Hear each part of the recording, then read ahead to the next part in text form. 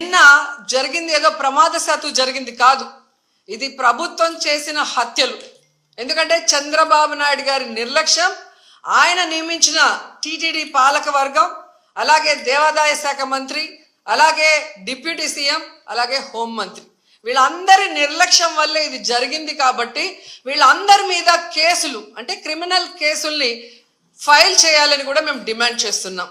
ఎందుకంటే మొన్నే మనం చూసాం, తెలంగాణలో ఒక సినిమా ఫ్యాన్ షోకి అల్లు అర్జున్ గారు వస్తే ఆయనకి సంబంధం లేకుండా తోపులాట జరిగినప్పుడు అక్కడ ఒక మహిళ చనిపోతే అల్లు అర్జున్ గారి మీద 105 బిఎన్ఎస్ పెట్టడం జరిగింది. మరి అలాంటప్పుడు ఇక్కడ ప్రతి సంవత్సరం లక్షలాది మంది వస్తారని తెలిసి వాళ్ళకి సేఫ్టీ కల్పించి, వాళ్ళకి అన్ని సౌకర్యాలు అందించి, వాళ్ళకి టికెట్లు ఇవ్వడానికి క్యూలో ఏర్పాట్లు చేయాల్సిన బాధ్యత ఉన్న చంద్రబాబు నాయుడు గారి నుంచి, టీటీడీ చైర్మన్, పాలక మండలి నుంచి కింద స్థాయి ఎస్పీ వరకు మరి అందరూ బాధ్యత వహించాలి కదా.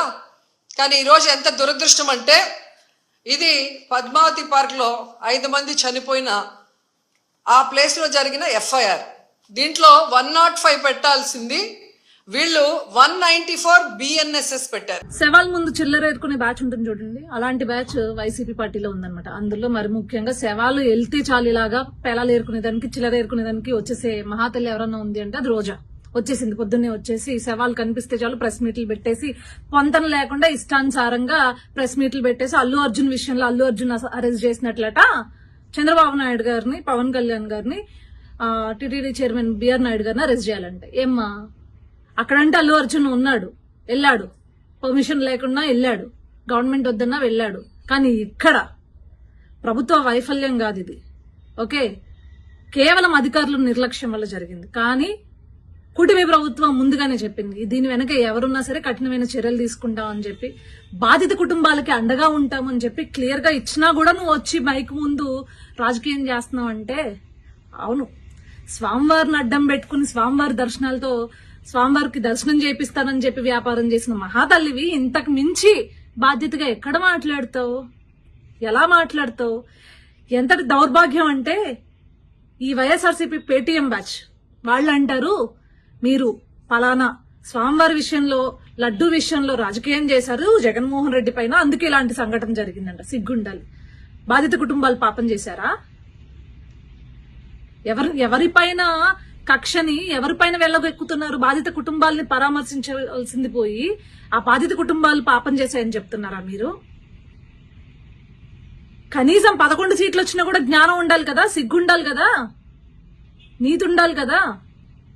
ఈ రోజు జరిగింది ఒక ఇన్సిడెంట్, కానీ మరి గత ప్రభుత్వంలో జగన్మోహన్ రెడ్డి పరిపాలనలో రూయా హాస్పిటల్లో తిరుపతిలో, ఇదే తిరుపతిలో 11 మంది చిన్నారులు చనిపోతే అది ఎవరి వైఫల్యం, ఎవరి నిర్లక్ష్యం?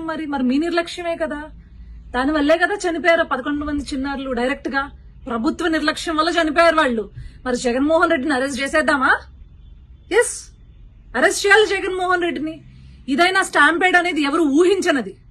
కానీ ఒక గవర్నమెంట్ హాస్పిటల్లో, రూయా హాస్పిటల్లో ఇలాంటి ఆక్సిజన్ లేక ప్రభుత్వ నిర్లక్ష్యం వలన 11 మంది పిల్లలు చనిపోయినప్పుడు ఆ రోజు మరి నువ్వు బాధ్యత తీసుకోలేదు కదా రోజా, మీ ప్రభుత్వం బాధ్యత తీసుకోలేదు కదా. కానీ మీలాగా బాధ్యత తీసుకోలేని ప్రభుత్వం కాదు ఈ కూటమి ప్రభుత్వం.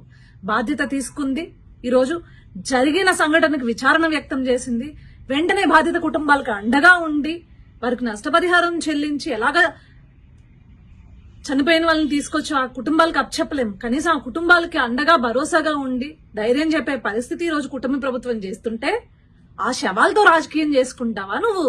సిగ్గు లేకుండా.